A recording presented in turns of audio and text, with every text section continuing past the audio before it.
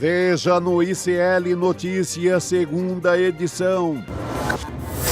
Ministro sob suspeita. Dias Toffoli é pressionado para enviar caso Master para a primeira instância. Bolo descarado. Tarcísio divulga a agenda e mostra que não tinha nada de grandioso em dia de visita a Bolsonaro. O falso Conselho da Paz. Sem grandes potências, Trump funda grupo que deve ser rival da ONU. I've always said the United Nations has got tremendous potential, has not used it. Foco no Oscar. O Agente Secreto recebe 4 indicações. Entre elas, melhor filme e melhor ator para Wagner Moura. O ICL Notícias, segunda edição, está no ar.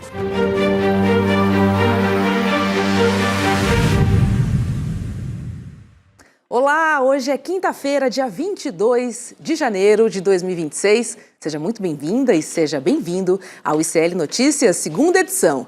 Olha, pegando o meme da Gabi, de boas notícias, a gente até vai se esforçar, né, Chico? Mas acho que o roteiro de Brasília, principalmente, não ajuda não, viu, Fábio? Deu a louca no roteirista do Brasil, né? Deu a louca. Aliás, Fábio, seja muito bem-vindo pela primeira vez Roberta. Aqui nos nossos estúdios. Isso, primeira cientista vez político, aqui no N2. que vai estar conosco aqui no N2. Obrigado.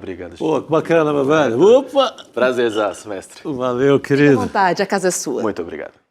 Vamos lá, gente. Vamos começar com notícias não muito claras, mas a gente vai tentar desvendar aqui, né, Fábio? Porque após adiar a visita ao ex-presidente Jair Bolsonaro na prisão, que seria hoje, o governador de São Paulo, Tarcísio de Freitas, divulgou a agenda oficial que prevê apenas despachos internos para essa quinta-feira. A informação reforça a avaliação dos bastidores de que o cenário político influenciou na decisão de Tarcísio para evitar o encontro com Bolsonaro. O governador vive um momento de estresse com a família do ex-presidente, já que os bolsonaristas têm pressionado por um apoio mais enfático à candidatura de Flávio Bolsonaro.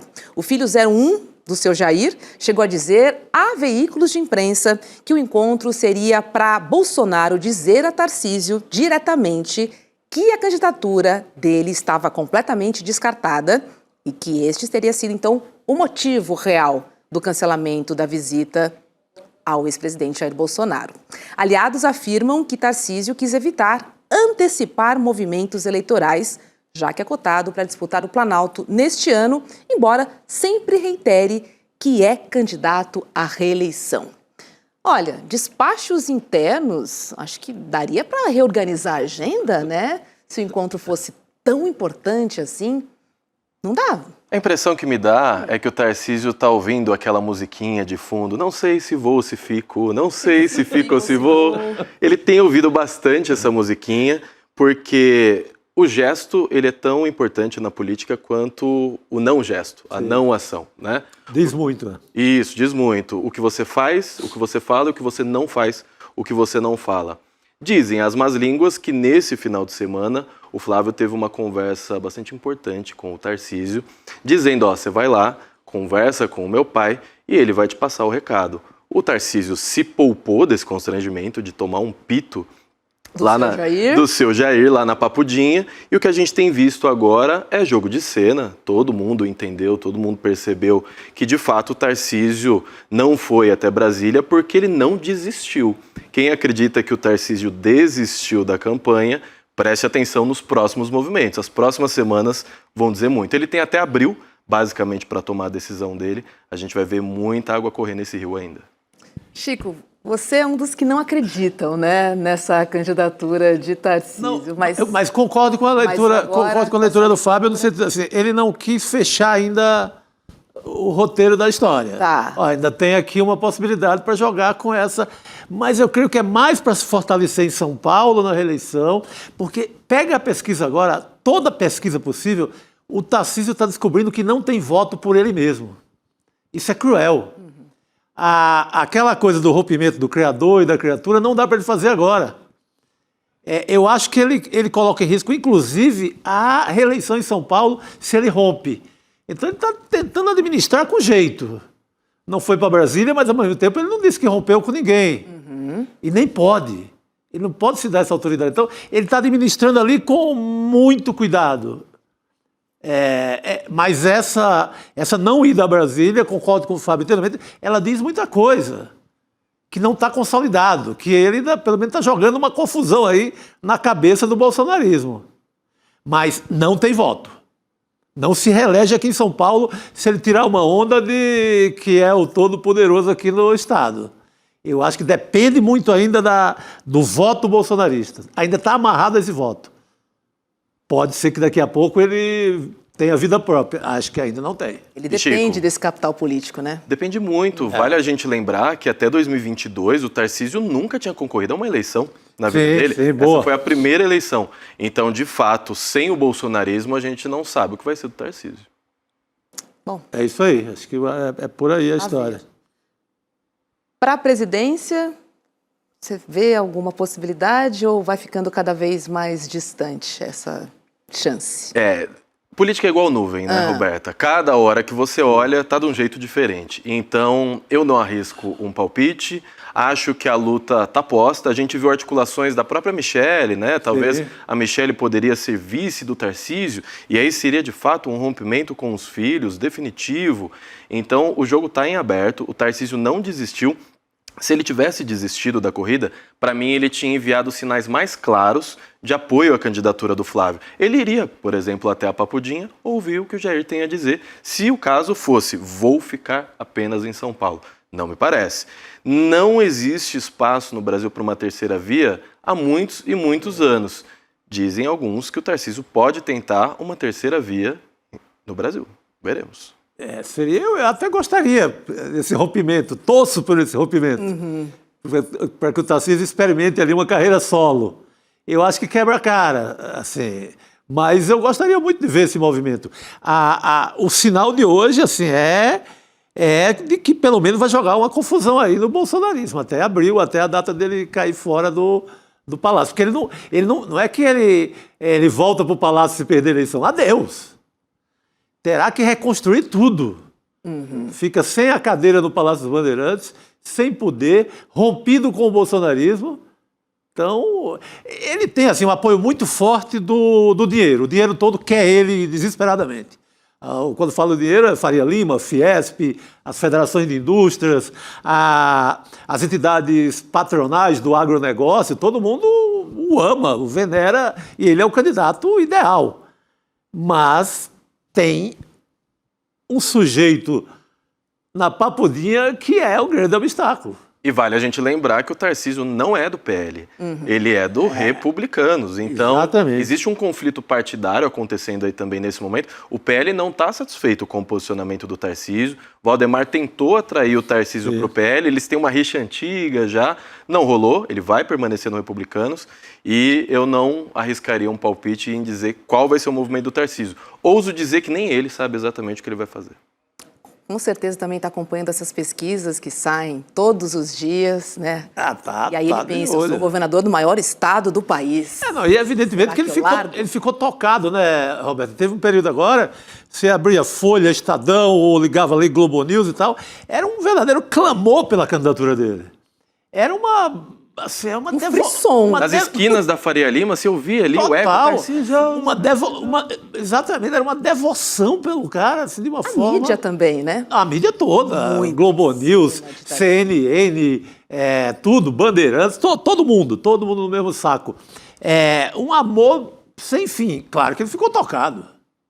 Será que eu sou o cara? Agora, essas pesquisas são desanimadoras para ele. Mostram o Flávio sempre... Para a contrariedade de todo esse povo a favor dele, o Flávio sempre na frente e muito na frente dele. Essa última da Bloomberg, inclusive, o Flávio deu uma boa descolada, né? O Tarcísio estagnado lá embaixo. Né? A gente viu, Roberta, poucas vezes na história uma liderança política abrir mão do capital eleitoral que ela tem em nome de um terceiro que foi aliado em determinado momento, é aliado até esse momento, Tarcísio, até esse momento, é aliado do bolsonarismo. Mas a gente não vê na história política os grandes poderes, os grandes líderes simplesmente abrirem mão. Não vai acontecer. O Bolsonaro, é o que tem sido dito, ele prefere ganhar, ele prefere perder. Sim. Soltou aqui. Ele prefere perder, estando ali com o poder concentrado no sobrenome Bolsonaro, do que ganhar ficando refém de um Tarcísio ou do Centrão, por exemplo. Ele não abre mão desse nome, que para ele é muito forte. Então, tem o meu sobrenome...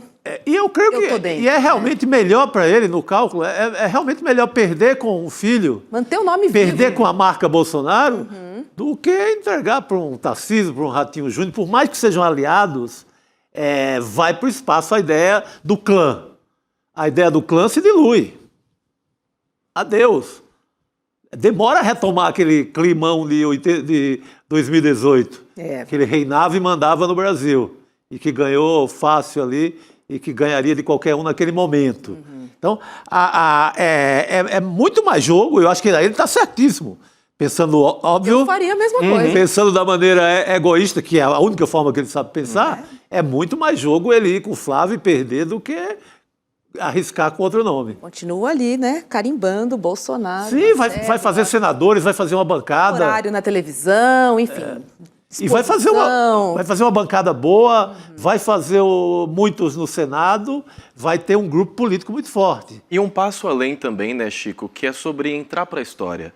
Se ele for um presidente que passou 4 anos à frente do Brasil, depois foi preso e tudo mais, daqui 30 anos, daqui 50 anos, talvez a gente ouça falar cada vez menos de Jair Bolsonaro. Mas se a família permanece no poder, outra história. Eles estão cravando o nome dele aí de fato na história. Assim como a gente vê os movimentos do Trump querendo desesperadamente entrar para a história. É isso. O pessoal quer ser manchete. Pô, Todos os dias, de ninguém preferência. larga. E está nos livros do futuro.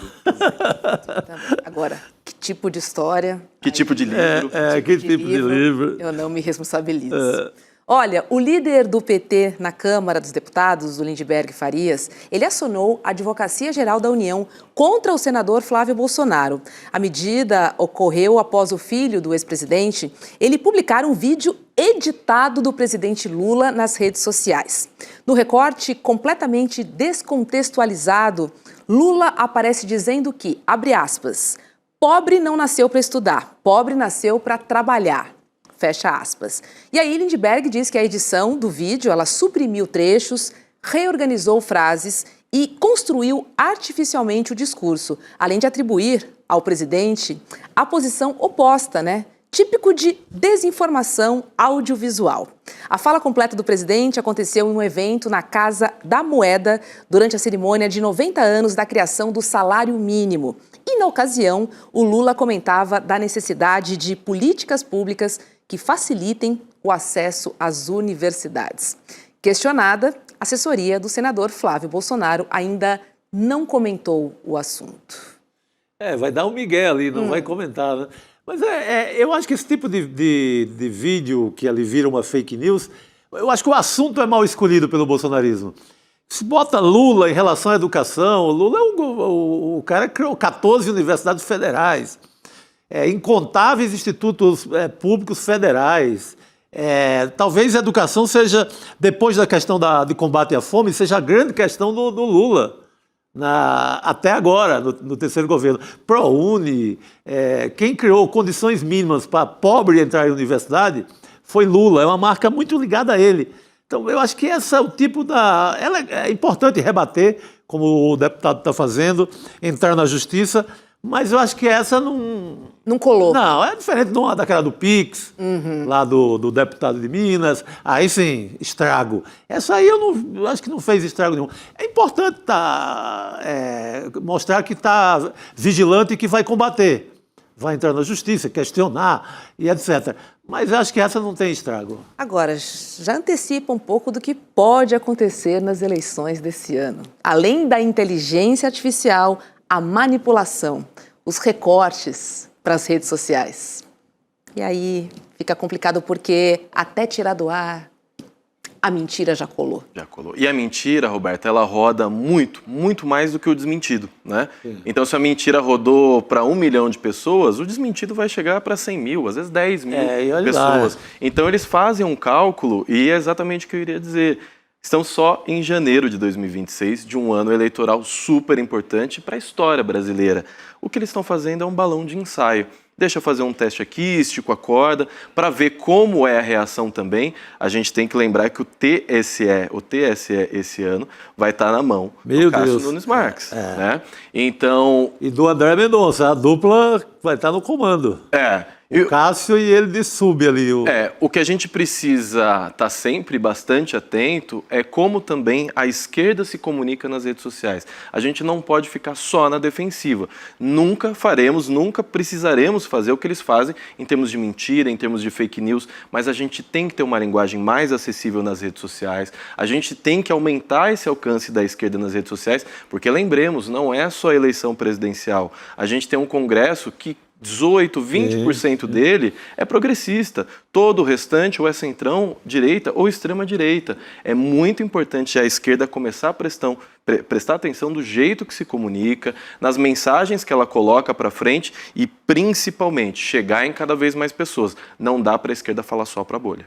E a linguagem também, né? Eu acho que a gente precisa atualizar o formato da linguagem hoje, que ela é muito rápida, ela é curta e ela é... diferente desse formato que a gente tradicionalmente usa na esquerda, né?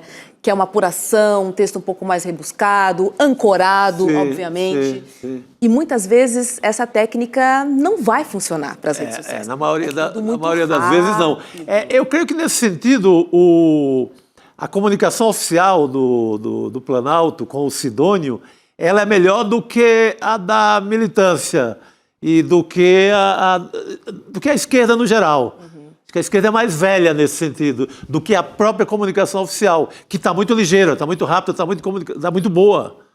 A mudança que essa comunicação oficial sofreu com a entrada do Sidônio Palmeira é absurda. Eu acho que ela tem, e principalmente por conta de pessoas que vieram da equipe do João Campos do Recife, que fazem parte dessa equipe do Sidônio hoje. Veio muito uma orientação parecida com o que se fazia muito no Recife, e a comunicação oficial mudou muito, está muito boa. Mas a da esquerda, da militância, peca muito nisso. Às vezes explicação demais. A pesquisa, a intelectualidade. A gente vê uma preocupação da esquerda com medo de ser rasa, né? Não vou ser raso assim. Faz um vídeo de 1 minuto e meio e coloca a fonte. Dá para você adaptar a linguagem de forma como que ela seja um funil. Então você começa com 1 minuto, depois as pessoas que se interessarem por aquela pauta, se você for convincente o suficiente, elas vão avançando, vão compreendendo mais. O que não dá, e eu sou da academia, é só para a gente ficar numa linguagem acadêmica que só cientistas políticos compreendem. Não é possível do povo, assim, totalmente. Assim, é uma linguagem realmente muito complicada. Agora, ontem a CNN disse que o Sidônio talvez não saia da SECOM. Teoricamente, ele iria para a campanha do presidente Lula até para levar toda essa bagagem, né, dessa nova cara de comunicação do governo federal. Tomara que ele tenha feito bons discípulos, né? A ver. Sempre deixa um ou outro ali. Tem uma moçada lá, mais jovem também, e que funciona, e é quem está fazendo essa operação, né? O Sidônio funciona ali como um orientador, um guia ali do conteúdo, assim, mas quem bota a mão na massa e faz esse vídeo mais veloz, mais comunicativo, mais rápido, mais TikTok, é essa moçada jovem com esse reforço que veio de Pernambuco. Muito bom. Olha, tem uma pesquisa da Atlas Intel Bloomberg que foi divulgada hoje e ela aponta qual é o maior problema do Brasil. Vamos dar uma olhadinha nos números. Bota na tela, por favor. Olha lá. A corrupção, a gente está vendo aí, é o principal problema do Brasil, para 64,9% dos brasileiros. A criminalidade e o tráfico de drogas aparecem em segundo lugar, com 49,9%. Já o extremismo e a polarização política vêm em terceiro, com 25,2%. Essa pesquisa ouviu 5.418 pessoas entre os dias 15 e 20 de janeiro e a margem de erro é de 1 ponto percentual para mais ou para menos. Nossa, que Vamos margem falar. curta, né? Então, o nível de confiança é de 95%. Meu Agora, Deus. fiquei, assim, pensando sobre a polarização política, que aparece em terceiro lugar com 25,2%. Achei curioso esse resultado. Acho que as pessoas estão de saco cheio, né? É. Estão de saco cheio. A gente vem assistindo esse movimento de polarização, de extrema polarização, porque a polarização ela é normal na política, né? Mas de Extrema polarização extrema, desde 2016, 17, ali em 2018 explode, 2022 mais ainda. Esse ano a gente vai ver a continuidade disso. Então acho que existe um cansaço da população brasileira em relação a isso. Mas me chama a atenção como o caso do Master e o caso do INSS, eles escalaram novamente a corrupção para o topo das preocupações dos brasileiros. Porque as últimas pesquisas que a gente tinha visto, a violência estava no topo. Sim. Ó, foi para segundo lugar. Eu acho que a grande novidade é essa saída da violência do topo. Porque a gente aqui apostava todo dia que a violência ia ser o grande debate. Pelo visto está mudando um pouco para a corrupção. E da polarização eu até achei baixo, porque algo que incomoda muito mesmo. Então, eu achei baixo. Está em terceiro lugar. Eu esperava assim, mais. Pode até não incomodar tanto a gente que trabalha com isso, está todo dia política e tendo obrigatoriamente que se informar e tal. Mas digamos, o brasileiro mais dentro da normalidade ali, que está lá no seu serviço normal, se incomoda muito com isso. Com a forma que hoje politizamos os filmes, os discos, Os amigos, a comida, as a conversa, a festa, o Jorge Ben, que seja. Ganhou um prêmio, em quem será que ele votou? Exatamente. Cantor que apoia tal, aí eu não vou mais no show dele. Enfim, para mim, assim, essa polarização é muito viva ainda, viu? E me chama a atenção nessas pesquisas, desigualdade nunca está no topo, né? Eu acredito que um dia que a gente tiver desigualdade no top 3, no top 1 das preocupações dos brasileiros, talvez a gente consiga avançar nessa pauta também, porque enquanto ela estiver lá no fim da fila, fica mais difícil. É verdade. É maluco, né? Não ter essa percepção, né? Não tem. Aliás, nunca houve, em nenhuma pesquisa, lá, acompanhando a eleição desde 89, como repórter e tal, jamais, nunca na história desse país, como diz o Lula, a desigualdade aparece como preocupação do brasileiro. Pois é. Quando aparece a economia, é na inflação, Sim. numa coisa mais urgente ali. Mas a percepção que a gente vive na sociedade mais desigual do mundo não aparece. É o principal problema, obviamente, Com certeza, Chico. mas não aparece. Essa é a maluquice. Ou seja, a grande mídia está fazendo um trabalho perfeito nesse sentido. Não deixa que a gente perceba. Tá trabalhando direitinho. Fábio, passou voando. Voando, rapidíssimo, mas agora já... não, pelo amor de Deus. Pô, A gente tinha começado. agora que a gente se entrosou, pô, agora que chegou, demais. esquentou o papo. Muito bom, gente. Obrigada, Obrigadão. volte mais. Voltarei mais vezes. Me convidem Parabéns que eu pela volto. estreia. Muito obrigado. Pô, Chico, por favor, Roberto. porta aberta aí pra você. E olha, vamos fazer uma mega troca, viu? Porque sai o Fábio. E o cara nem falou dos livros dele, é um puta autor. vai ter que e tal. voltar. Eu só falarei, com certeza. Promessa Obrigadão, dúvida gente. no ar. E quem chega bom, é o professor Fábio? Castro Muito bom. Rocha. Boa noite, Professor. Roberta. Pô, a Seja troca bem-vindo. de professores hoje. Hoje a universidade está bonito, poderosa vou aqui. botar ó. Que gostoso Pronto. ter o professor Castro Depois Rocha. do Lula conosco aqui recompor o nesse que perdemos, Que foi, estamos com tudo, né? foi outra grande notícia que não tem muito espaço. A gente não gosta de boa notícia, né? A mídia não gosta de boa notícia. Foi uma notícia espetacular. Talvez a melhor notícia desse ano, né? O Centrão tirou 500 milhões da universidade pública, que é um crime. O Lula devolveu 1 bilhão e ainda tirou 480 milhões deles. Foi bom, né? Foi um grande movimento político, né? Foi. Muito importante. Muito importante mesmo. Mas olha, gente, aproveitar o professor aqui, porque... Pô, a audiência já gritou aqui, professor! Professor! Muito bom, é um privilégio nosso, de fato, né, comunidade? Olha só, vou aproveitar que o professor está aqui para falar sobre a pesquisa que o ICL realizou, a maior pesquisa de opinião já feita no Brasil com mais de 10 mil pessoas de todo o país, que foram entrevistadas com os métodos mais avançados aí de pesquisa para descobrirmos a verdade sobre como pensam os brasileiros.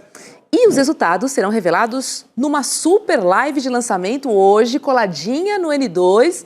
E o senhor vai participar, né, dessa live? É uma honra. Eu tive a sorte de receber a pesquisa estudei a pesquisa com muito cuidado.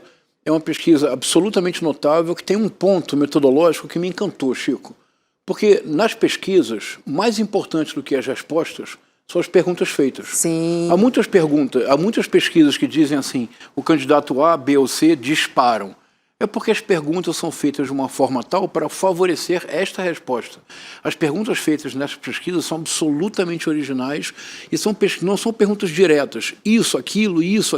São perguntas que procuram reconstruir uma mentalidade, um espírito de época. As novidades são muito impressionantes. Muito bom. Não, estou curioso. Não folheiei ainda a pesquisa. Estou Daqui a curioso. pouco, hein? Daqui a pouco. Eu, como bom acadêmico, tenho todas as minhas anotações no caderninho. Pô, professor, que coisa boa. Vamos fazer o seguinte, para matar um pouquinho a nossa curiosidade, o nosso repórter Vitinho foi para as ruas investigar o que é que o brasileiro pensa sobre temas muito importantes, principalmente em ano de eleições. Vamos ver o Vitinho na rua. Vamos perguntar para os populosos, queremos saber o que pensa o brasileiro. Você se considera uma pessoa de esquerda, direita ou de centro? Esquerda. Considero de esquerda com várias críticas à esquerda. Eu não sou de nenhum. De esquerda. Eu me considero de esquerda. Para você, ajudar os pobres é uma responsabilidade do governo ou dos indivíduos? Eu não acho que a palavra seja ajudar, mas seria do governo. Também do governo. Tinha que estar na lista deles, né? De ajudar assim. Do governo. De um todo, né? Qual deveria ser a prioridade do governo hoje? Eu acho que a saúde e o ensino. Combate à corrupção. Educação. Vou falar educação. Vou dar o exemplo da minha escola. Quase não tem professor. Quando chove lá fica pingando muito. E querendo uma coisa que atrapalha os estudos, os ensinos. Quando o investimento ele começa na base, você consegue formar melhores jovens. Você vai trazendo melhores condições e formando melhores opiniões também. Você acha que se envolver com política, acompanhando notícias e discussões, é importante ou é inútil? Fundamental. Bom, nós tá sabendo das coisas, né? Nós tá sempre ligado no que tá acontecendo hoje em dia. Depende da mídia. É bom, é importante, mas existe muita fake news e tá muito polarizado e o pessoal acredita em qualquer coisa. Então, assim, tem que ir atrás, mas com responsabilidade. A mídia, quando ela passa informação, ela tem que ser imparcial. Formar não só pelo meio da TV, né? Porque lá eles falam que eles querem que a gente entenda. Olha, adorei a resposta. Depende da mídia. Porque a gente sabe que, dependendo da mídia, ela vai favorecer A, B, um posicionamento. Então, assim, é interessante a gente Muito bom. ficar atento assim, sobre isso. E olha, os resultados da pesquisa, a verdade sobre como pensam os brasileiros, você descobre ao vivo, daqui a pouquinho, às 8 horas da noite, aqui no ICL, tá? Então, vai dar tempo de tomar uma água, assim, e já senta. Corre lá, se você ainda não fez a sua inscrição, vai lá em icl.com.br/pesquisa, que ainda dá tempo de você garantir a sua cadeira para acompanhar essa pesquisa do ICL, que vai ser importante para a gente refletir sobre os temas que realmente importam, não aqueles que a gente acha que importam. Tá bom? Professor, vamos falar do Conselho da Paz de Donald Trump? Vamos. Vamos nessa? Vamos. Porque o presidente dos Estados Unidos, ele lançou oficialmente hoje o seu Conselho da Paz. É o seu, né? Porque é dele mesmo, assim. O evento aconteceu em Davos, na Suíça, mas não contou com a presença de potências europeias e também do Brasil. O lançamento teve apenas a presença de líderes submissos a Trump, né? Estou falando de Javier Milei, além de representantes do Paraguai, Marrocos, Armênia, Hungria e também de Israel, um grande aliado aí dos Estados Unidos. Donald Trump, obviamente, que fez duras críticas à ONU, mas também aliviou e disse que o Conselho da Paz deve atuar em conjunto com a organização. Vamos ver. I've always said the United Nations has got tremendous potential, has not used it. But there's tremendous potential in the United Nations, and you have some great people at the United Nations. But so far it hasn't. You know, on the 8 wars that I ended, I never spoke to the United Nations about any of them. And you would think that I should have. You would think they could have done those 8 wars, but they couldn't have. And they tried, I guess, in some of them, but they didn't try hard enough. But there's tremendous potential with the United Nations, and I think the combination of the Board of Peace with the kind of people we have here, coupled with the United Nations, can be, you know, something very, very unique for the world. It's for the world. This isn't United States. This is for the world. Professor Castro Rocha, Board of Peace. Muito bom, né? E o logo, né? É incrível. A logomarca, que Olha, é uma cópia.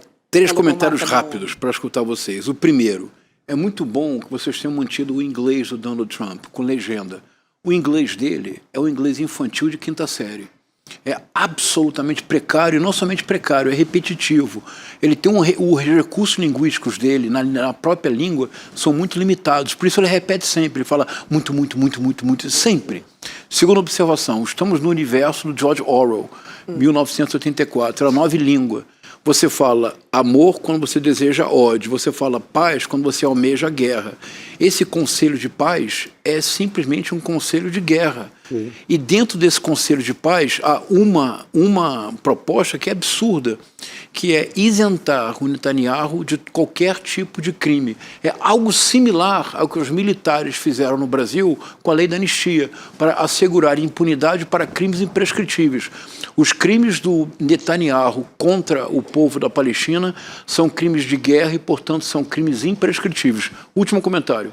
Você percebe a mentalidade do Trump. Na verdade, o Trump, em inglês, eu diria short-sighted. Ele não consegue ver um palmo assim, além do nariz. O que ele está propondo é a criação de um club VIP. É como se fosse assim, o Hotel Hilton. Sim. Tem o Hilton Diamond. É isso. Porque para fazer parte do clube, ele quase chama de clube, né? Você vê que ele quase falha, ele fala a club. Para fazer parte do clube da paz, você paga $1 bilhão de sócio permanente. A mentalidade é a mentalidade empresarial de 5ª categoria. Não é. Total. E você vê quem foi chegando, né? Israel, Javier Milei. Esse povo todo aí, a extremona direita do mundo todo. É clube, né? A ideia ali é isso. Você paga para entrar no clube, mas não decide nada. É isso, exatamente. Você compra o título, né? E entra. Vai na piscina e tal, mas não manda nada. O seu direito é bater palmas para o Donald Trump. Exatamente. E paga $1 bilhão para bater palmas. Arábia Saudita, esse povo está todo aí. E um crime, Roberta, é que eles querem reconstruir Gaza. Na verdade, nós estamos voltando a algo que era tão absurdo que nós não levamos a sério. Deveríamos tê-lo levado a sério. No início da guerra, o Trump publicou um meme na conta pessoal dele, era uma imagem em que ele se mostrava como se fosse o dono de um resort. Qual era o resort, vocês lembram? Sim. Era Gaza reconstruída. O que ele está propondo é a reconstrução de Gaza. Agora, o máximo da corrupção. Quem será um dos líderes, o responsável, o CEO dessa reconstrução? O cunhado.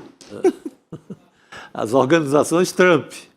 É muita vilania e ostentação, não é? Sem limite. A nossa produção separou a logomarca para a gente ver, né, do Conselho da Paz, e a gente vai mostrar para vocês agora. Olha só, professor, assim, nossa, praticamente uma cópia, né? Só que assim, da logomarca da ONU, só que aí não aparece o mundo. Isso. Boa. Só que aí não aparece o mundo, aparece ali a América do Norte, tem um pedacinho ali, ó. E é uma alusão ao Império Romano com essa... e dourado, né? Ali com... Dourado. É uma leve alusão ao Império Romano. Porque, na verdade, o que ele quer impor ao mundo é como a Pax Romana. A Pax Romana do Império Romano era mais ou menos simples, Roberto, era assim. Temos uma guerra, eu aniquilo, destruo você, temos paz. É a Pax Americana do Trump. Uma vez tudo destruído, teremos paz. A paz se estabeleceu, não é? E sobre a nova Gaza, que será erguida em 3 anos, a ideia é transformar, de fato, né, o território em uma costa de turismo, com prédios de luxo. Faz parte do acordo também uma garantia de imunidade e anistia para Benjamin Netanyahu, contra denúncias de crimes contra a humanidade. E aí, ao comentar o projeto, Trump parecia muito reviver seus tempos de magnata do setor imobiliário. Dá uma olhadinha. And it's all about location. And I said, look at this location on the sea. Look at this beautiful piece of property, what it could be for so many people. It'll be so great. People that are living so poorly are going to be living so well. But it all began with a location. That's the vision. They look out on the waters and very few places are like it. É um absurdo, né? É obsceno. É. A palavra correta é obsceno. Quantas milhares de crianças já morreram? É obsceno que ele diga... tudo é location, é obsceno, porque essa location é um cemitério ao ar livre. Gaza virou um cemitério ao ar livre. Essa é uma fala obscena. Ele vai responder por essas falas em algum momento. Isso não vai ficar impune, é impossível. Tomara, professor. E a gente vê, de fato, essa busca pelo território, né, que aniquila pessoas, mas realmente as pessoas não são importantes. Aliás, eu preciso tirar essas pessoas daí. Eliminá-las. Implementar o meu projeto. É eliminação, assim, claramente. Assim, a gente vê um projeto sendo executado, professor. E, de novo, o mundo observa, olha, mas não consegue fazer absolutamente nada. Quem está falando de Gaza hoje em dia? Ninguém mais. Ninguém. Adeus. Esqueceu há séculos. O ICL. O ICL. Mas foi uma sensação de impotência o tempo inteiro. Tá. ONU nem assim, não conseguiu fazer nada, ninguém conseguiu fazer nada. Tudo foi conquistado. Tudo que eles queriam estava no papel, foi conquistado. E mortes de criança, foi tudo resolvido. Que loucura. No pensamento deles. E pessoas ainda estão morrendo em Gaza. Hoje. Tá? Agora, coincidência ou não, Lula informou hoje que conversou com o presidente da Autoridade Nacional Palestina, o Mahmoud Abbas. Vamos ver o que o Lula disse nas redes sociais sobre a conversa de hoje. Olha lá. Conversei hoje ao telefone com o presidente da Autoridade Nacional Palestina, expressei satisfação quanto ao cessar-fogo obtido em Gaza e consultei o presidente Abbas sobre as perspectivas de reconstrução da região. Reiterei o compromisso brasileiro com a paz no Oriente Médio. Trocamos impressões sobre o plano de paz em curso e acordamos continuar mantendo contato sobre o tema. É isso, né? O presidente Lula também está ali nos bastidores trabalhando, tateando, para tentar entender como é que, inclusive, ele vai retornar o convite para fazer parte do Conselho de Paz. É muito importante essa nota do presidente Lula, uma questão de detalhe. Em toda a apresentação que fez o Trump do board, do Conselho da Paz, ele não falou a palavra Gaza uma única vez. Mas ele não fala a palavra Gaza porque, de maneira involuntária, ele revela o desejo. O desejo é eliminar Gaza, é ficar apenas com o território diante do mar. O presidente Lula, nessa breve nota, ele faz questão de usar a palavra Gaza, de mencionar o líder da Autoridade Palestina e de destacar o compromisso do Brasil com a paz no Oriente Médio. Há um ponto que talvez o governo pudesse usar mais, Chico, é que no último ano, a partir do enfrentamento ao tarifaço do Trump, as exigências do Trump, o Lula tem crescido. Eu diria que o Lula hoje está crescendo tanto quanto o cinema brasileiro no exterior. O Lula cada vez mais se afirma como um líder sereno, firme, mas sereno, um verdadeiro estadista. Essa pequena nota é a nota de um estadista. É uma resposta ao próprio convite do Trump, né? Porque o Trump convida o Brasil. Isso, Aqui da América Latina seria Paraguai, Argentina e Brasil. E isso é uma resposta. Se você tem uma audiência e ressalta a audiência com o líder palestino, você deu uma resposta. Claro. Não, e é incrível, né? Porque é um conselho de paz que vai resolver as questões de Gaza sem a participação dos maiores interessados e dos mais impactados, que são os palestinos. E sem usar a palavra Gaza. Sem usar a palavra Gaza. E há um outro princípio desse desse Conselho da Paz, é que tudo só será feito se houver primeiro um processo de desradicalização dos palestinos. E a desradicalização de Netanyahu. E a radicalização de Donald Trump. Claro, E aí? Não, isso não conta, porque segundo ele acabou com 8 guerras. Ah, verdade, ele uma acabou com 8 guerras. ficção maluca. É uma loucura, né?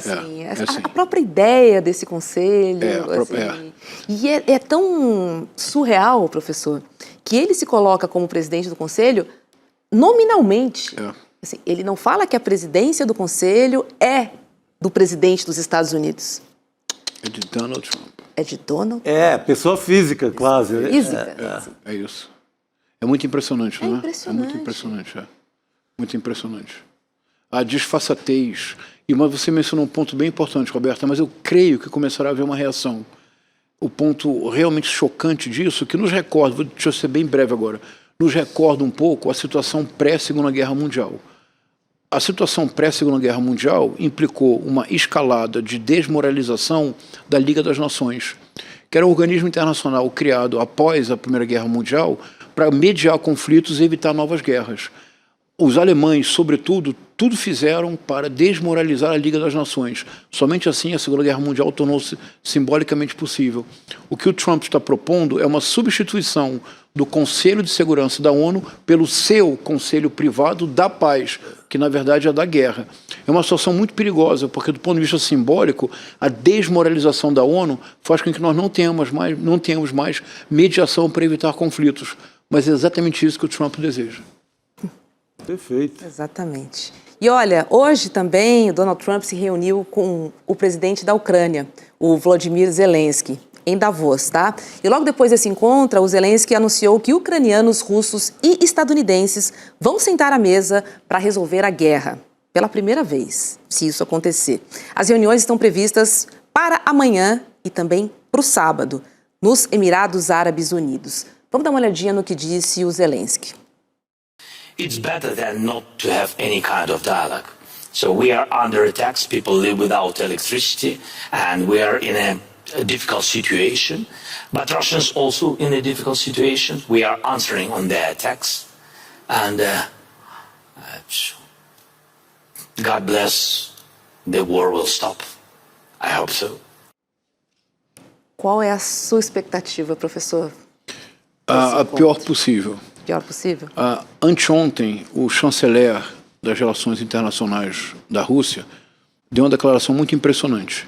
Ele disse, quase como ironicamente, que eles deveriam agradecer ao Donald Trump, porque se é legítimo que o Trump deseja a Groenlândia, porque se trata de e a expressão do Trump é espaço vital, que é o Lebensraum do nazismo, é muito impressionante.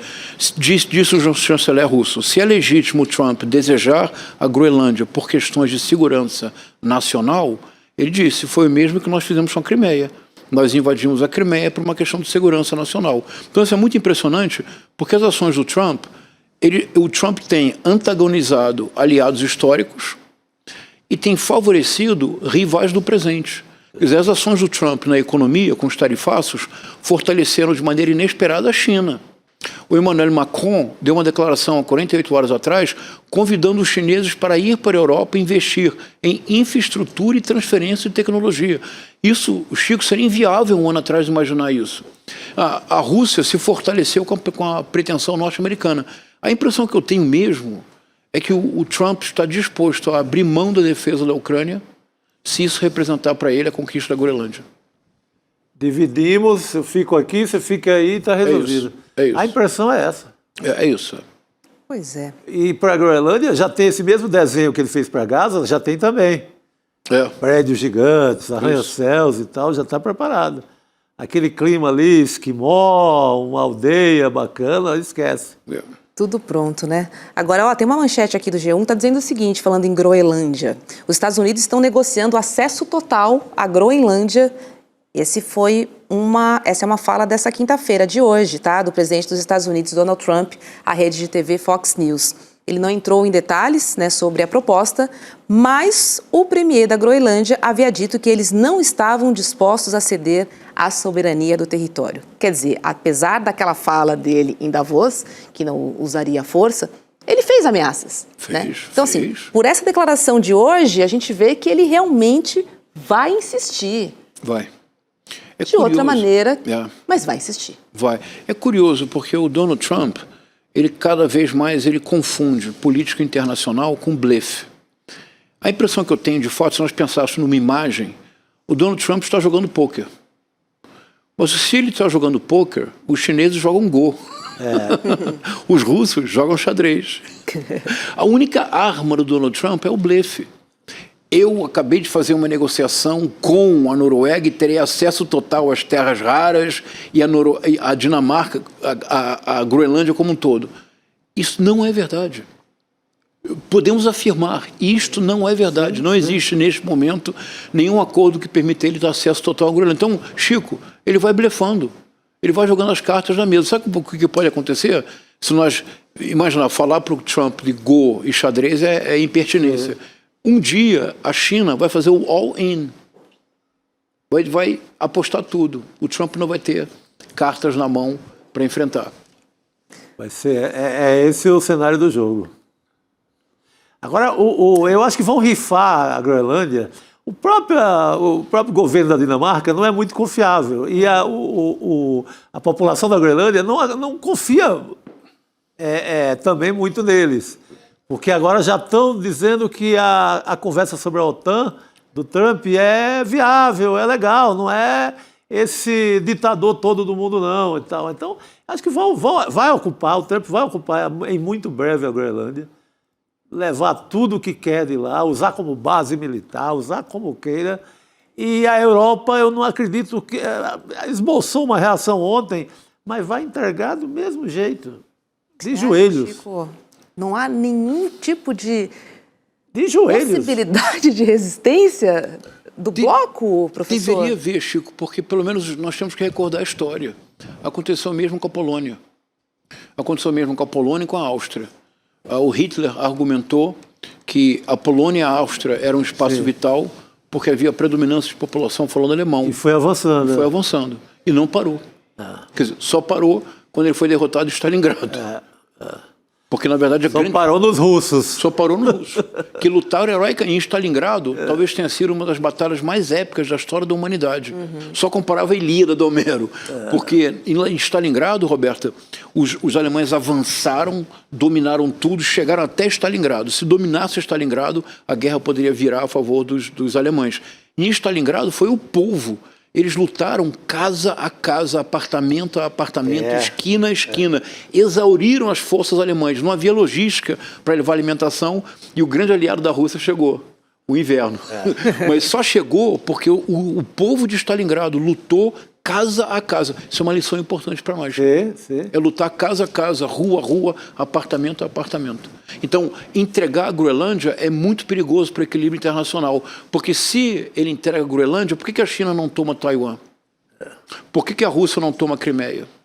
E a Ucrânia inteira? Objetivamente falando, se os Estados Unidos tomam a Groenlândia, por que esses outros movimentos não acontecerão? Nossa, é muito perigoso. A tendência é acontecer. É muito É a perigoso. Terceira Guerra Mundial. Sim. O Trump tem que ser parado. Quem pode parar o Trump, professor? Outubro de 2026. As midterm elections. midterms. As eleições de metade do mandato. Por que o Trump desesperadamente deseja uma guerra? Falemos claramente, Roberto. Ele disse, a semana agora, ele falou. Ele disse assim, se nós perdermos as eleições de metade do mandato, as midterm elections, eu vou ser impeachmentado. Aí, no dia seguinte, ele falou assim, mas se houver uma guerra, não pode haver eleições. E quando ele deseja uma guerra.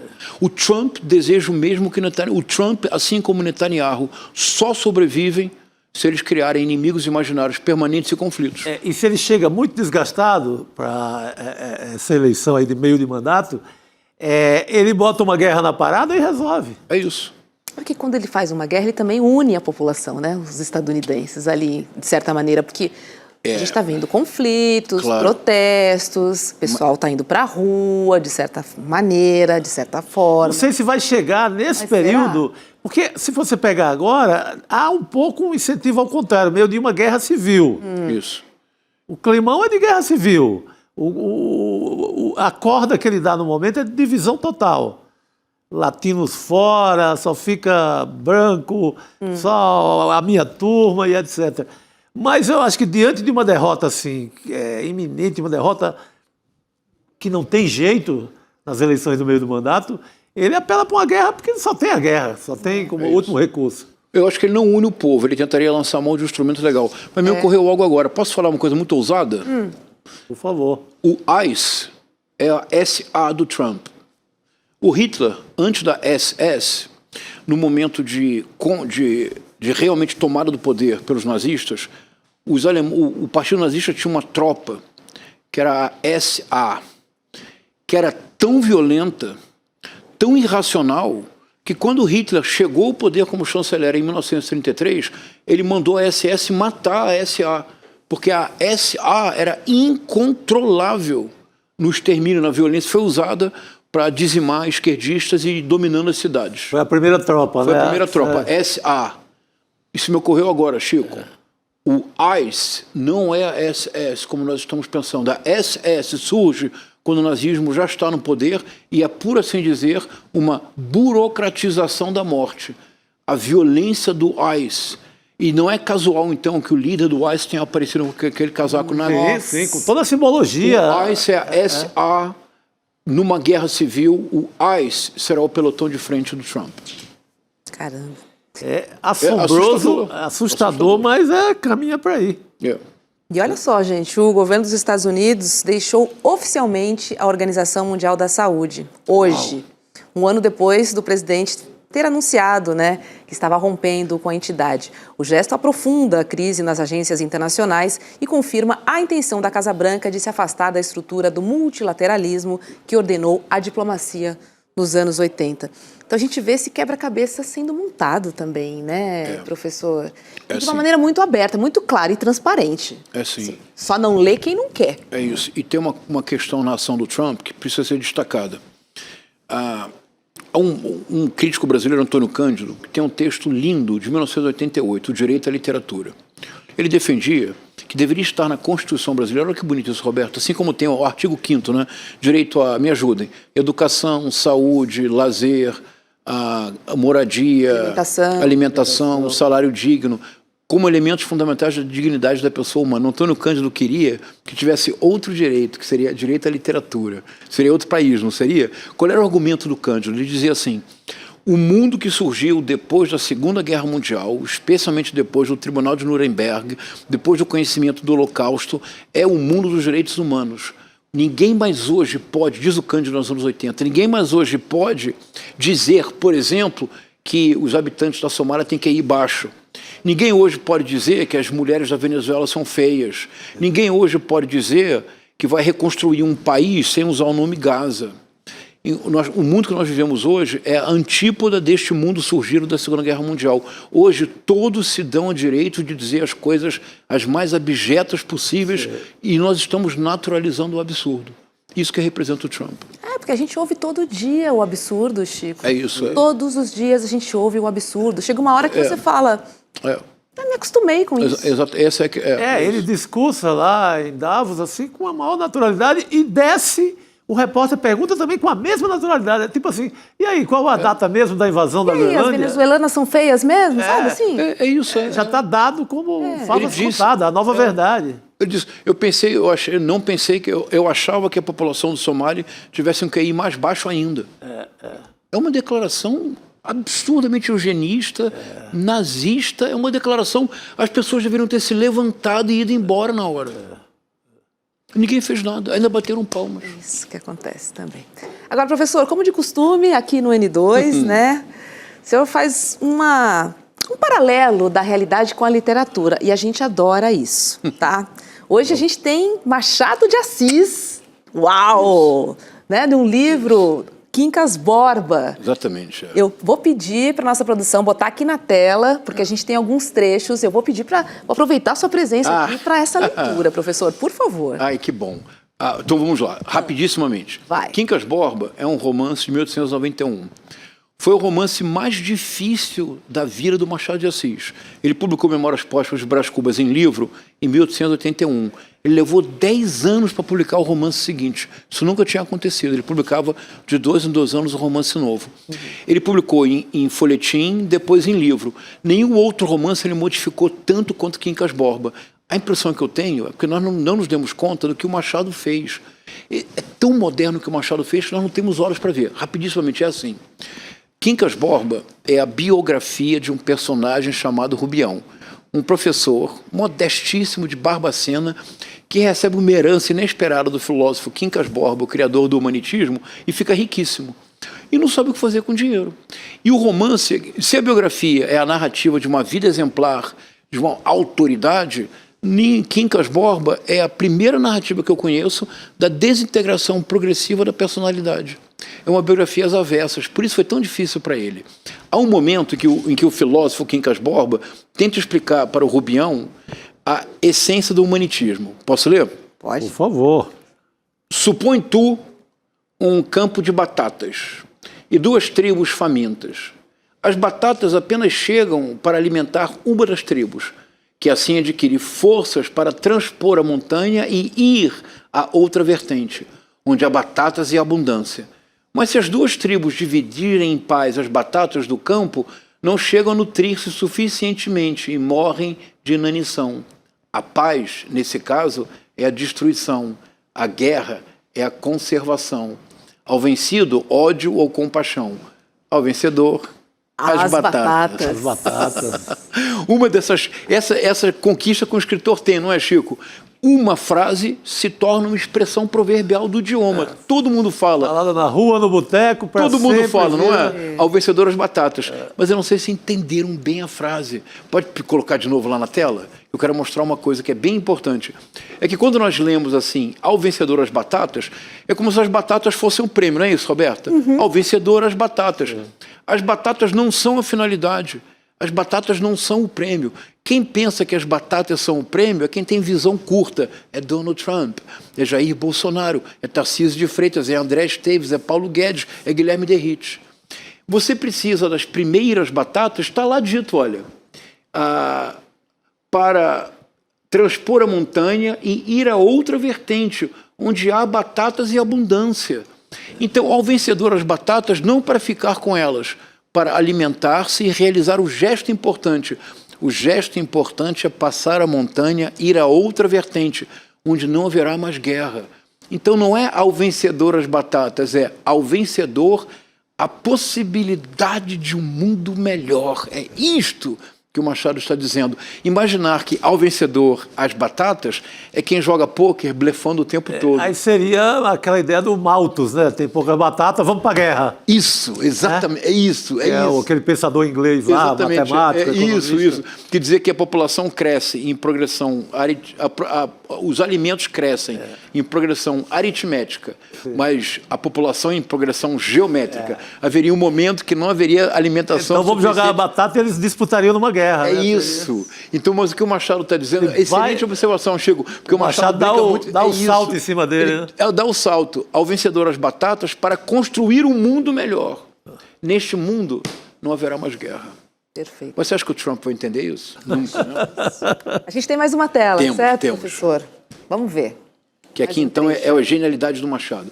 Então, o Rubião, como eu disse, é esse modesto professor de Barbacena, que ganha uma fortuna inesperada, não sabe o que fazer com ela, e o romance é a história da desintegração de uma subjetividade até a loucura.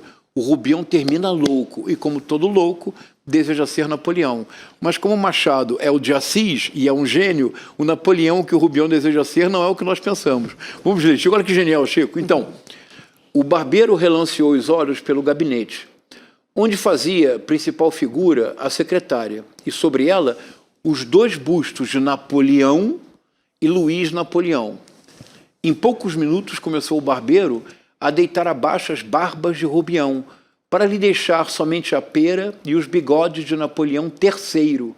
Encarecia-lhe o trabalho, afirmava que era difícil compor exatamente uma coisa como a outra. Ou seja, pera é cavanhaque, a única palavra que é diferente hoje em dia.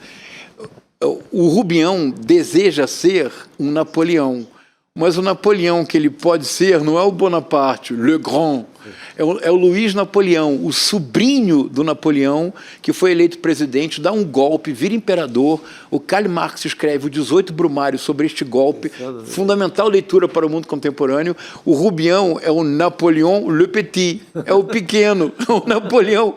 Ele enlouquece, mas na loucura dele, como ele apenas compreendeu que é o vencedor das batatas, ele não pode ser o Napoleão. Ele é Napoleão. Napoleãozinho. O pequeno. Le Petit Garçon. Eu proponho que a partir de hoje no ICL nós falemos Trump, Le Petit. Le Petit, o pequeno, isso aí. Aí mexe com os brios, hein? Bom. Aí, olha só. Ele não vai gostar muito não, viu? Fica com a gente aqui, que eu vou chamar a doutora Damares Medina. Com alegria. Para a gente conversar sobre o STF, esse rolo do Banco Master, Dias Toffoli. Doutora Damares, boa noite, seja bem-vinda. Boa noite, Roberta. Boa noite, Chico. Boa noite, professor Cássio Rocha. É um privilégio estar aqui com vocês nesse começo de ano, animado.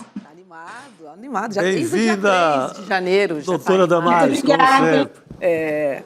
Olha, o Procurador-Geral da República, o Paulo Gonet, ele decidiu arquivar a representação apresentada por deputados da oposição que pediu o afastamento do ministro Dias Toffoli do Supremo Tribunal Federal da relatoria da investigação que apura fraudes financeiras envolvendo o Banco Master. A apuração é do jornal O Globo. A representação alegava possível impedimento ou suspensão de Toffoli por ele ter viajado na mesma aeronave em que estava o advogado do diretor de compliance do Banco Master e investigado no caso.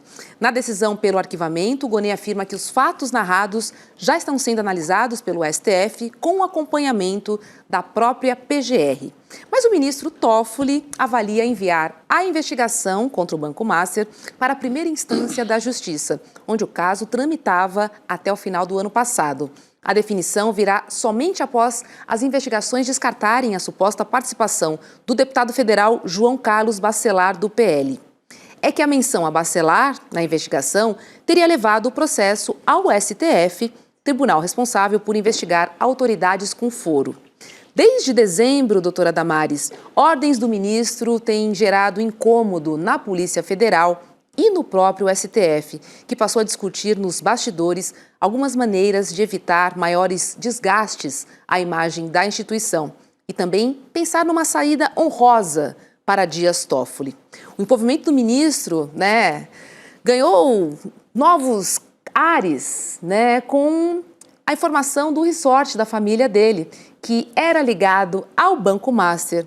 Então, tem mais esse capítulo da novela. E o Metrópolis, então, divulgou com exclusividade um vídeo de janeiro de 2023, onde Toffoli aparece recebendo o empresário Luiz Pastore, dono do grupo metalúrgico Ibrame, e o banqueiro André Esteves, do BTG Pactual. O episódio, então, exemplificaria, segundo a reportagem, a rotina do lugar, frequentemente usado por Toffoli para receber empresários, banqueiros e políticos. O que dizer, doutora Damares? Bom, falando em batatas, a quem interessa essas batatas todas? Aí é batata quente. Pois é, quentíssima. E, na verdade, que batatas são essas? É muito importante nós chamarmos atenção para um reposicionamento discursivo desse tema. Na verdade, não é o Supremo que está no banco dos réus, porque está se formando uma cortina de fumaça muito interessante, a partir da qual o Master, a socialização de prejuízos privados de uma instituição financeira pela compra de um banco público que não foi aprovada pelo Banco Central, sai de cena e, de repente, os protagonistas se tornam os ministros do Supremo Tribunal Federal. É muito conveniente nós tirarmos a Faria de Lima do debate e lançarmos todos os olhares para esses encontros questionáveis dos ministros do Supremo Tribunal Federal.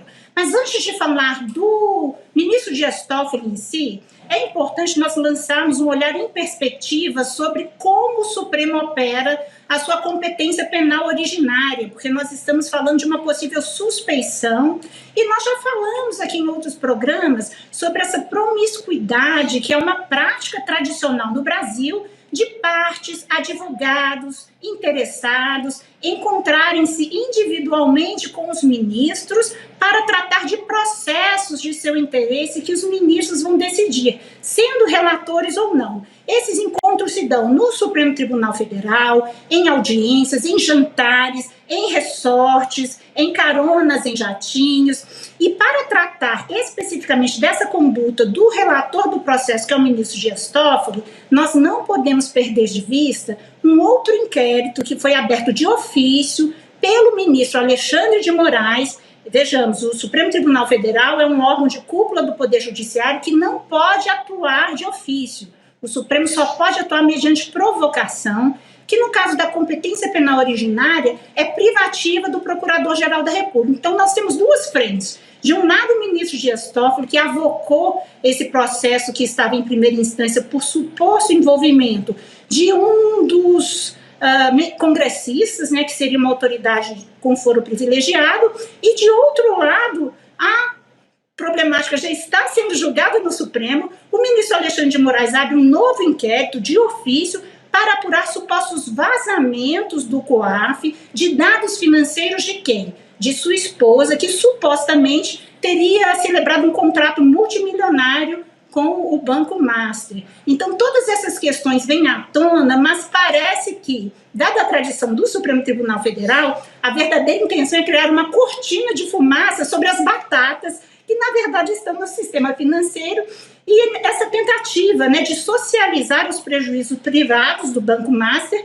pela compra do BRB em uma operação que foi barrada pelo Banco Central. Vai lá, Chico. A gente acabou. Essa advertência da doutora Damares é muito boa, é excelente, porque tudo bem, temos que ter foco em quem está julgando também, que é o Supremo, mas estamos esquecendo as batatas. É claro, é isso. Quem vai ficar com as batatas? Estamos esquecendo principalmente a subtração das batatas. Exatamente. Então, o roubo das batatas. A doutora foi pedagógica nesse sentido. Dá para a gente falar dos vícios do Toffoli no sentido de se deixar contaminar pela relação adocicada com as autoridades, com os banqueiros, etc.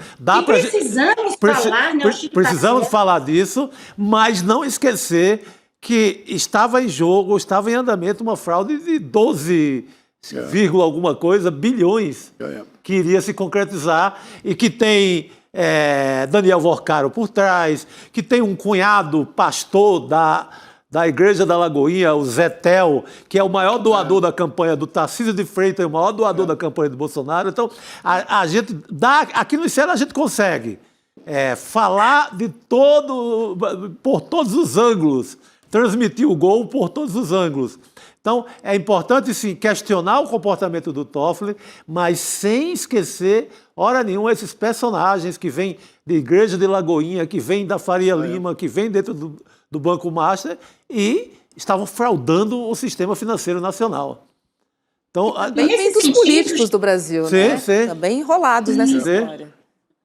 É importante chamar atenção porque é uma oportunidade para nós juristas e quem trabalha no contencioso constitucional e quem acompanha o Poder Judiciário sobre um ponto central, porque, via de regra, toda investigação, todo inquérito que envolve autoridades judiciais ou do Congresso Nacional corre automaticamente em segredo de justiça. E essa é uma prática que precisa ser repensada em uma perspectiva democrática, porque se nós pensarmos sobre o 8 de janeiro, sobre os interesses que estão envolvidos, fica muito difícil até para nós cidadãos controlarmos o que de fato está acontecendo, porque adota-se uma prática de sigilo automático, vazamentos seletivos. Então, o povo, nós cidadãos, como se trata de uma competência constitucional, temos o direito de saber o que está por detrás dessas investigações, quais são os elementos factuais efetivamente envolvidos, porque tradicionalmente o sigilo,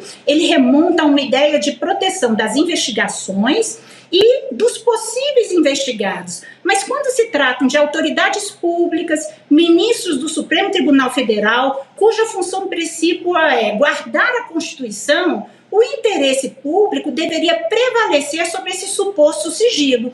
E a ideia que tem de ser construída republicanamente é que quanto mais alta a autoridade, maior transparência deveria envolver esse tipo de investigação. Perfeito.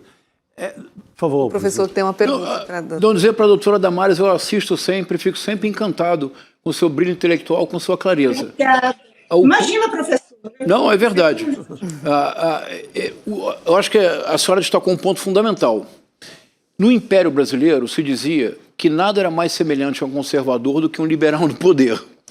Isso quer dizer que a elite brasileira, historicamente, desde o século XIX, constitui praticamente uma casta.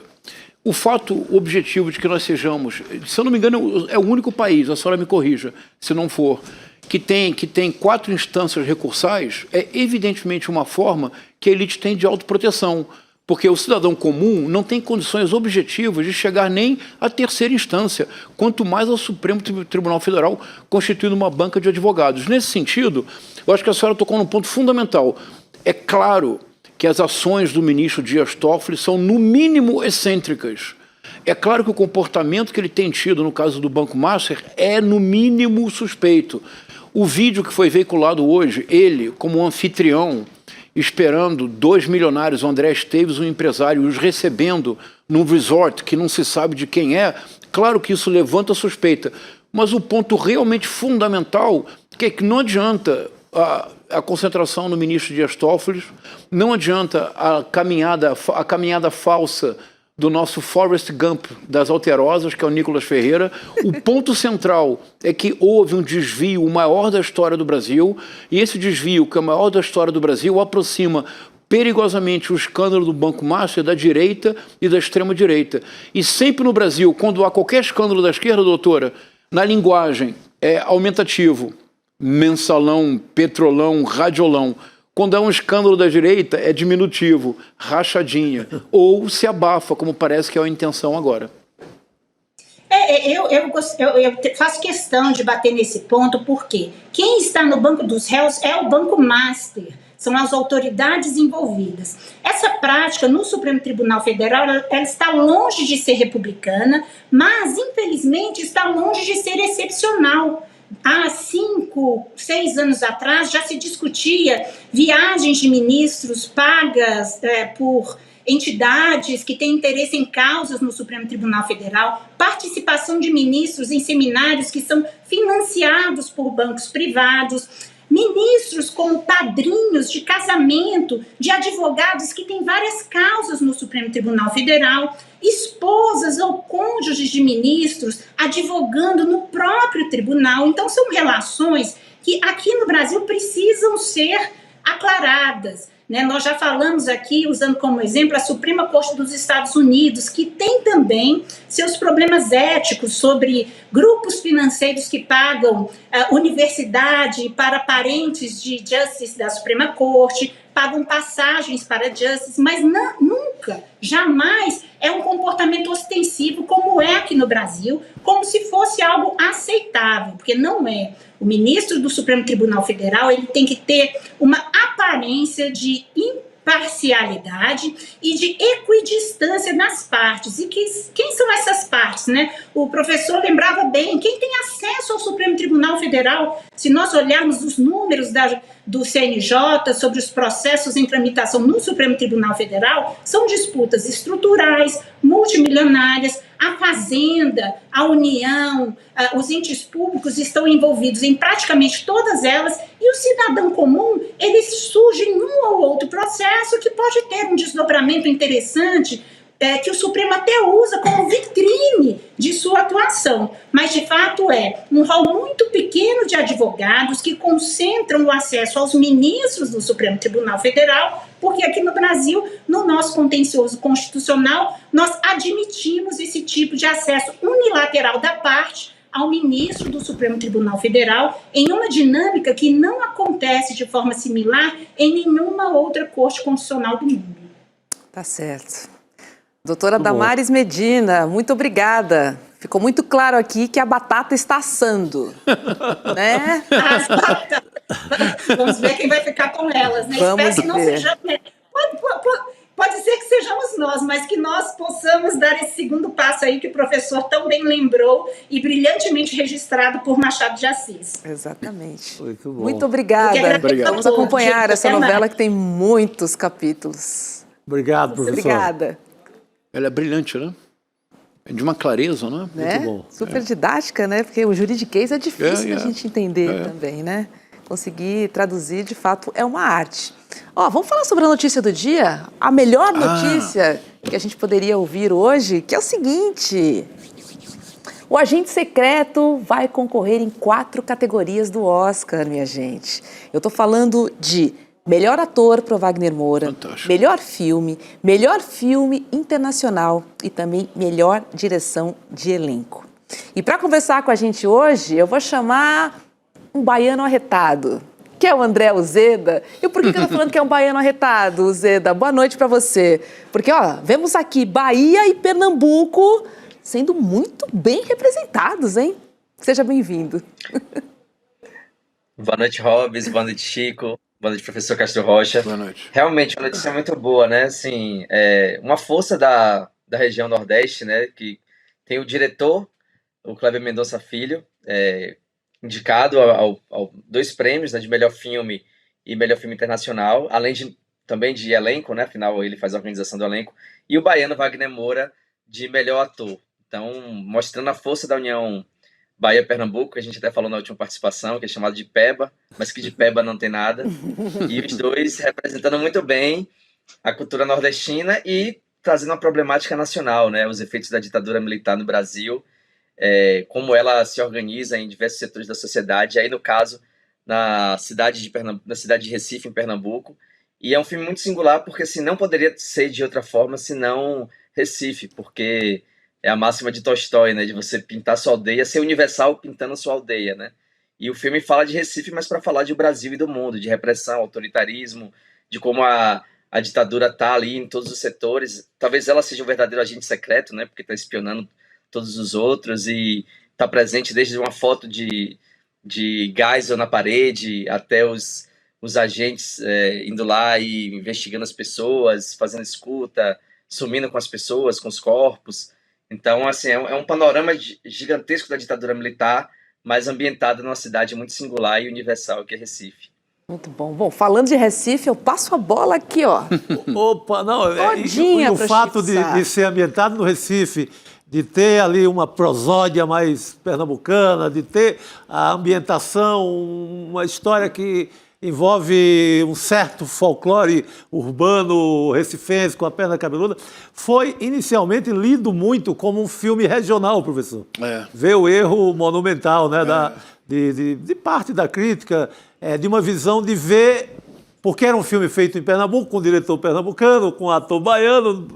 Esse é um filme do Nordeste brasileiro. Isso. Assim como fazem com a literatura do ciclo de 30, Zé Lins do Rego, Graciliano Ramos, literatura regional. Então, tudo bota na prateleira do regional porque é feito no Nordeste. Se é feito em São Paulo ou no Rio de Janeiro, é nacional. É claro. É mundial. Então, essa ideia da premiação internacional, eu curto muito ela nesse sentido, de que é uma resposta do dito regional no Brasil numa premiação do mundo inteiro. Algo mais cosmopolita não tem. Claro. Então, essa resposta ela me encanta muito. É uma bela resposta, né, professor? A tentativa de empacotar qualquer coisa que é feita fora dos eixos como algo filme regional, filme de Pernambuco, Pô, parece que é um filme do mundo, E que foi muito bem compreendido, né? Porque se ele fosse tão regional assim, ninguém teria entendido nada, né? Principalmente lá fora, certo? Posso fazer uma observação para o André, para ter a opinião dele? Claro. André, sabe uma coisa que me surpreendeu muito no filme, que eu só me dei conta quando vi a segunda vez? É que a ação se passa em 1977. Nesse momento, não havia mais luta armada no Brasil.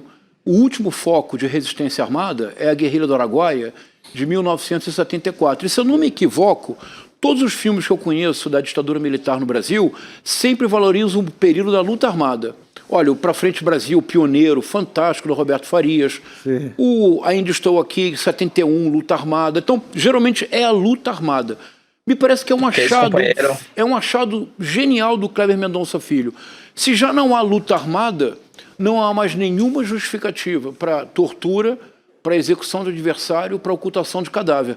Eu acho que isso dá a ditadura pela primeira vez no cinema brasileiro trabalhada do seu ponto de vista empresarial, a ditadura como um business. Eu acho que isso, André, cria um elo inesperado com o mundo contemporâneo. O que é o mundo das grandes plataformas, se não uma ditadura enquanto business? Perfeito, professor. Eu acho que é uma opção muito certeira do Kleber Mendonça Filho, porque ele pega esse período da distensão, né? O governo Geisel, que aí vem culminar, inclusive, com a anistia de 79, que muita gente, inclusive, acaba lendo Geisel como um período mais brando da ditadura, embora ainda tenha tido torturas e desaparecimento de opositores. Então, acho que é uma leitura muito interessante e tem um outro ponto também que é muito assertivo do Kleber, porque ele vai falar da corrupção dentro da ditadura militar. O grande vilão do filme, né, que é o empresário que quer se locupletar dentro do poder e sabota a universidade pública, é um caso clássico de corrupção. E há um discurso brasileiro muito canalha até, de dizer que a ditadura militar não havia corrupção. Não havia porque não havia imprensa investigando, não havia parlamentar denunciando. Então há um discurso hoje na atualidade que a ditadura era um período de limpeza moral, de que o poder público agia, os empresários estavam todos bem intencionados e os governantes eles estavam sendo imbuídos do melhor poder público, mas na verdade não tinha fiscalização, não tinha transparência, não tinha imprensa. Então eu acho que ele vai nessa linha também de denunciar uma corrupção da ditadura. E há várias delas, né? A Transamazônica é um caso absurdo de desvio de dinheiro público. Então eu acho que ele é muito assertivo em falar de como a corrupção está ali. A própria ditadura em si é uma corrupção muito grande, né? Porque ela é uma corrupção de valores, né? De supressão de liberdades. Então acho que o Kleber ele vai muito num ponto nevrálgico ali da história brasileira. E um período, como você falou muito bem, que não é tão pintado assim, né? A gente acaba fazendo essa oposição ali entre luta armada e repressão, mas aí já é uma ditadura estabelecida, já normalizada dentro de um espaço urbano, na Recife, que entre o carnaval, os jornais populares, os times de futebol e as lendas urbanas, a ditadura está ali em todos esses pontos, né? Ela está espraiada em todas essas coisas. Então já é uma ditadura normalizada, mas ao mesmo tempo, ainda que enfraquecida, mas muito bem enraizada e em todos os setores da sociedade. Então acho que o Kleber ele soube ler muito bem os períodos da ditadura e soube escolher também de uma forma assertiva o que ele queria retratar. Muito bom. Agora eu quero abrir a casa de apostas aqui no bom sentido, não vale nada, mas eu quero não tem saber dinheiro envolvido. Tem dinheiro envolvido, não tem jogo, a gente está falando de filme, tá?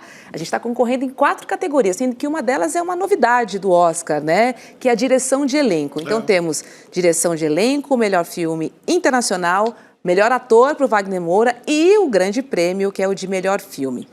Vou começar com você, Uzeda. Quais são as suas apostas? Você acha que a gente traz 4 estatuetas, 2, uma e qual seria? Qual categoria? Não quero jogar água do chope de nada, assim, né, de ninguém, mas eu acho que vai ser muito difícil. As 4 categorias são muito difíceis. Assim, a de melhor filme internacional, que aparentemente é mais fácil, né, porque uma vez que o filme está indicado em melhor filme geral, há uma chance de ganhar internacional. Mas é uma categoria muito disputada. Eu vi recentemente o filme do Jafar Panahi, que é um iraniano. É um filme muito precário, assim, ele não teve condições de filmar, não tem o mesmo cuidado, o mesmo esmero que o Agente Secreto teve, por exemplo, né, de cenário, ambientação. É um filme muito mais precarizado, mas é uma história absolutamente poderosa, né, de denúncia também de um regime autoritário. Então, assim, eu acho que é uma categoria muito difícil de ganhar, mas se fosse votar, eu acho que melhor filme internacional poderia ser contemplado, como foi Ainda Estou Aqui ano passado. E acho que de melhor ator, talvez a que eu torça mais, porque o Wagner é baiano, como eu, então talvez seja a categoria que eu tenha mais afeição e torça mais, mas também é muito difícil. O DiCaprio é bem complicado. Mas se fosse apostar em 2 das 4, eu acho que talvez melhor filme internacional e melhor ator. Boa. Chico, fácil nunca é, né? Não é. Nunca é. Não é fácil o Wagner Moura enfrentar o Leonardo DiCaprio de uma batalha após a outra. É jogo pesado. Esse filme iraniano, ele tem assim, com essa temática iraniana, ele tem um poder político atualizado hoje pesadíssimo. Então o jogo é muito duro. É até mais fácil esse prêmio de elenco. Ele seria até um prêmio mais fácil dentro da disputa. E o elenco é maravilhoso. Nossa, o elenco essa inteiro. Mas na aposta eu vou repetição do Globo de Ouro. Melhor filme internacional, E o senhor, professor? Vamos lá. Para ficar rico de vez. Vai. melhor filme internacional e melhor elenco. Eu acho que o melhor ator, que eu acho o Wagner Moura um ator espetacular. Mas aí fica rico, porque pega todo mundo, né? Se eu acertar o Zeda, eu fico rico. Melhor elenco, melhor filme internacional. Eu vou dobrar a aposta, porque eu também acho que é melhor direção de elenco e filme internacional. Eu tô contigo. Então vamos ficar ricos juntos. Vamos. Divide? Agora, um cenário que eu acho que seria complicado é se Wagner Moura ganhar e o filme não ganhar, porque aí a Bahia vai tirar muita onda com o Pernambuco. Não Só ganhar o Wagner Moura. Vão aproveitar. Mas é merecido Essa também. rivalidade não vai acabar nunca. É o Nordeste. Se ficar assim, eu já tenho a desculpa. É o Nordeste, foi o Nordeste que ganhou. É verdade. Eu amplio a área. Agora, esse final de semana vai ser gostoso pra gente correr em algumas plataformas de streaming para assistir os filmes indicados. A gente ir ao cinema para rever o Agente Secreto, né? Um filme longo, acho que vale, né? Uma segunda visita aos cinemas, enfim. E comemorar, né? Porque a indicação também já é muito valiosa e é muito importante. Pensando que, enfim... É muito importante para o cinema brasileiro no geral, porque... Pô, isso é o incentivo que vai ser para a garotada, como o Kleber falou lá no Globo de Ouro. Quero que isso sirva para o jovem diretor de cinema, o cara que está começando a fazer seu curta, sinta-se incentivado, né? Poxa, claro. O cinema o que o cinema mexeu com o Recife dos anos 90, desde o Baile Perfumado, que é o primeiro filme, o Pernambuco tem uma grande safra de cinema nos anos 20 e volta nos anos 90. E depois do Baile Perfumado se faz todos esses filmes premiados assim, em Cannes, Berlim e etc., principalmente por conta de política pública, que a gente esquece. A primeira lei de incentivo ao cinema, ao audiovisual, focada só nisso, com a obrigação de ter dinheiro via lei, não dependendo da cara, se o governo gosta ou não do cineasta, foi em Pernambuco a partir dos anos 90. Então, você vê assim, o Kleber agora pode ganhar um Oscar. Ele pode ganhar um Oscar, uma história que começa no incentivo público ao cinema de Pernambuco. Muito bom. Muito bom. Então são coisas que, às vezes, na festa a gente esquece, né? Claro. Só estendendo seu comentário, o Wagner Moura também, ele é filho de uma lei de incentivo do regime carlista, de Carlos Magalhães, ao teatro baiano. Ele, o Lázaro Ramos, Vladimir Britia. Então você vê que realmente faz a diferença, né? Quando o poder público incentiva. E olha que a gente está falando do regime carlista, que não era nem, não fazer muitos elogios, mas de fato transformou o teatro baiano e veio uma leva de atores ali a partir do filme A Máquina, a peça A Máquina, de João Falcão, e são atores que estão até aí hoje, né? Estão internacionalmente, nacionalmente, desempenhando grandes papéis. Então, realmente, o incentivo à cultura, ela faz uma diferença absurda. Muita verdade. Coisa. E era tudo que Bolsonaro não fazia. Queria. Não, ele lutou desesperadamente. O filme da Petra lá, houve intervenção do governo para tirar de lista de Oscar. Exatamente. Gente. Talvez ele sonhe que o filme sobre ele um dia possa concorrer ao Oscar. Sei lá, né? Tem um filme sobre ele, né? Tem um filme sobre ele sendo rodado, né? Vai saber. O Zeda, vamos torcer. Vamos torcer, porque acho que vale a gente mandar as melhores energias aí. Por favor. Pelo menos uma estatuetazinha para casa, de novo. Não, duas. De 4, 2, acho que... Tá bom, né? Tá bom. Se vierem as 4 também, a gente vai adorar. Se vierem as 4, ainda tem uma quinta, pode vir uma quinta, que é a do Adolfo Veloso, que também concorre com um Sonho de Trem, de fotografia. De repente vem 5, né? Nossa, vamos ver. Aí é demais. Aí é festa. Aí vou pra galera. Zeda, obrigada. Vamos torcer. Boa noite pra você. Valeu, querido. Valeu, gente. Obrigado. Beijo e abraço. Valeu. Só alegria, né? Hoje os posts, né, do Kleber vendo, né, que o filme tinha sido indicado. Sim, não, festa total, a gente merece. Bombou, vários memes, aí vem os memes e vem tudo junto nesse pacote que a gente adora, né? Afinal de contas, viva o cinema nacional, né? A gente precisa valorizar cada vez mais e ir pro cinema, viu? Apesar de que tá caro pra caramba, vamos falar a verdade aqui, mas... Tá caro. Não é um programa barato, mas se você puder, acho que vale comprar sua pipoquinha e curtir. Tem o Cine CL também, mas esse fim de semana vamos maratonar, porque tem no streaming, pra você que tá, né, com o bolso mais apertadinho, dá pra assistir no streaming, tá bom? É isso aí. Vamos curtir o Oscar. Obrigada, viu, Chico, professor? Obrigado, querida. Obrigado. Primeira vez que eu participo com vocês o programa inteiro. Foi uma alegria. Muito bom, professor. Obrigado, Roberto. Obrigada. Um beijo aqui do nosso chat. Obrigado. Muita batata para a nação brasileira. Batata para a nação brasileira. Valeu, comunidade. Não esqueçam, às 8 horas da noite tem super lançamentos da nossa pesquisa aqui no ICL. Beijo. Até amanhã. Amanhã sextou.